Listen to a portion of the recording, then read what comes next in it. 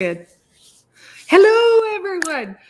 They need to do a ticker countdown on this because I'm always like, whether I know, it me goes too. live. So, hi, everyone. I'm Lana Kirtley with Empowering Health Journeys. And last week, we started Wednesday, was the day one of Stress, Hormones, Emotions, Your Amazing Life. And today's special guest for this StreamYard, for this little bit of live event, is Dr. Cindy Scholes. She is the founder of rREST, little r, big R-E-S-T, and she's a neuroscientist. Thursday is our interview conversation. But in the meantime, Dr. Cindy, welcome. Thank you very much. I'm so excited to be here and share all this information. And I suspect there's a lot of people out there that are listening who could really benefit. Yeah. So thank you for doing this. Well, thank you. And that's part of the Empowering Health Journey, as my jam is to just provide people with a lot of different tool options. I know it can be a little overwhelming. My heart is absolutely full on the variety of people that I've met over the last year, and especially since the fatigue conference in July and now this one. My heart feels extremely full in terms of who I get to share zones of genius with. And with that, then this rest in your neuroscience background, it's about emotions. It's about stuff from the past. But how do we even know that we should be talking to someone like yourself and saying, I think something's clogged up. I think something's not working properly, but I can't identify it. And it's not to say first do the healthy diet and first try everything else. Just listen to that little wisdom within. And so, Dr. Cindy, give us some perspective on what that inkling might be that says, gee, I need to talk to someone like Dr. Cindy. Yeah, thank you. And I think it's an important question. And what I've realized is a lot of my clients have been coming to see me for burnout. That's not what they're necessarily calling it. They may be thinking that they have anxiety or they're coming into depression. But as I've kind of look at the whole, burnout might be a better explanation. And just to let your audience know what burnout is that feeling of absolute exhaustion because you stretch yourself so thin that you just don't have anything else to give. That doesn't mean you don't keep giving, but it means that it's a lot of push and a lot of energy to continue. And so that's one of the things people feel. The other thing is this feeling of ineffectiveness, just not making progress. Like I create all kinds of actions and it goes nowhere. And it's really depleting emotionally. Yeah. And so a lot of my clients come in because they're feeling that emotional depletion and a certain amount of anxiety. Like I have all this work to do and yet I feel ineffective. And it's really funny because the New York Times had the most read article in 2021 was one in which they determined that the state of the nation, the emotion that the entire nation was in, was languishing.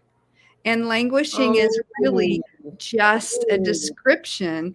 I had to look up the definition, actually. To provide absolute clarity here. Yep. Right. And so the definition of languishing is not making progress, is just spinning your wheels, like being on that treadmill. Okay. How many people can relate to that one this last year of 2021, right? Like the Groundhog's Day, like 2021 was like a reflection of 2020. And now we're like, oh, please don't let 2022 be the same. Right. Yeah. I don't want to say this, but kind of this is like, I don't want to tap out, but I'm wondering about tapping out. But it's like, for the love of the Lord, stop this hamster wheel. I know, right? Yeah. It's absolutely true. And so what you find is that people then go into a place of cynicism. That's the third hallmark, is this place of cynicism. Like nobody cares. Like, why am I working so hard for these people who don't even care anyway? Right. Like we start to depersonalize things and the cynicism. And what I've been reading in the news also is that people are dropping out of the workforce. First, they did in 2020 because they had to, because they were they had to, right? Yeah. Like they were told to. Yeah. And then they started, I think it woke people up to realizing how much burnout they've been in. And so for some people, they could go right back online. Then they started working 24/7, getting even more burnout. And people aren't wanting to go back to work, to that toxic environment. And burnout is really a cultural phenomenon. And it's a cultural, it's like we have a burnout culture. So it's not like your fault if you're experiencing burnout, but nonetheless, we all have, so there's three things that cause it. One is the cultural experience we're all having, right? Cultural drive for more productivity, for more of everything. And then the second thing is the feeling that I think a lot of people have developed, and this is what I'm really seeing with my clients, is that my client might say to me, not directly, but this is what we uncover. Mm-hmm. I only feel worthy if I'm being productive or if I am useful. I'm only feel worthy of love if I can check the stuff off my to-do list, if I can show that I have contributed something. Oh, okay.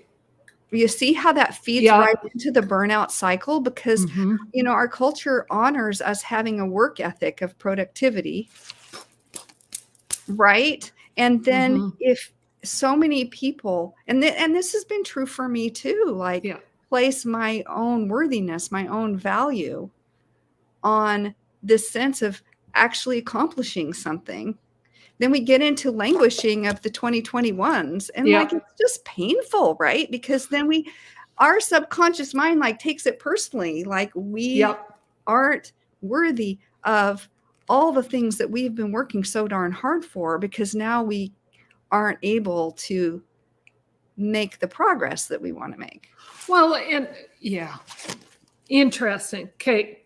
So that whole feeling of burnout is not just me being unworthy. It's a greater society thing. And as a society, we need to acknowledge and support each other in this process of, are you okay? No, are you really okay?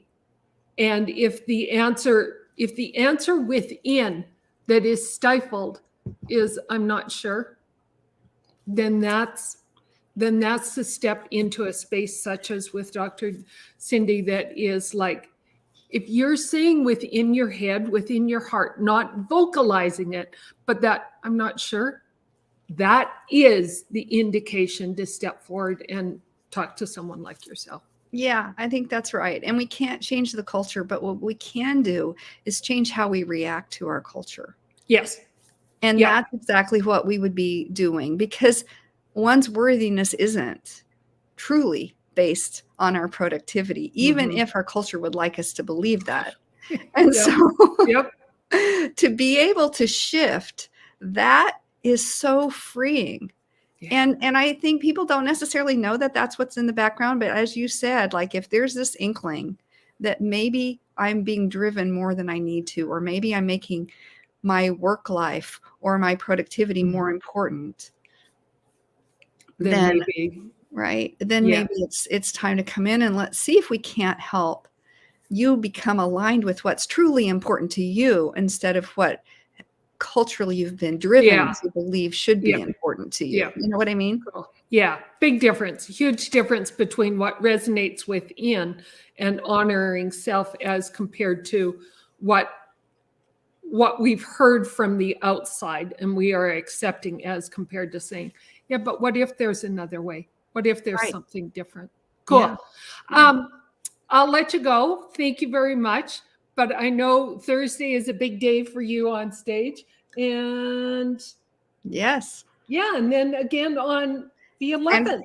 And Friday, I think we're going to be doing Q&A on Friday, right? Yeah. All right. Exactly. I'm looking forward to it. Great. Thank you so much, Lana, for putting all this together. It's been an honor. Thank you, everyone. Talk to you soon.